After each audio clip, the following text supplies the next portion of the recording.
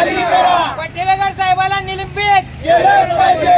शेळके साहेबाला निलंबित केलंच पाहिजे. लांबोटी नदीकाठच्या सर्व शेतकऱ्याच्या डीपी बसवून तात्काळ झालंच पाहिजे. शेतकऱ्याच्या डीपी बसवून तात्काळ. झालंच. आज लांबोटी दादा फाउंडेशन यांच्या वतीनं शेतकऱ्यावर अन्याय व अत्याचार होण्यासाठी आज गेट बंद आंदोलन केलेलं आहे. सदरहून लांबोटी शिना नदीकाठ अतिवृष्टीमुळे संपूर्ण डेपी पडून वाहून गेलेले आहेत, तारा गेलेले आहेत, पोल गेलेले आहेत, लक्ष गेलेले आहेत. या सर्व भरपाईसाठी गेले 4 महिने झालं आम्ही मोहोळ MSCBला हेलपाटे मारतोय, लेखी पत्र देतोय, पण अद्याप त्यांनी कुठल्याही प्रकारची आमची दखल घेतलेली नाही.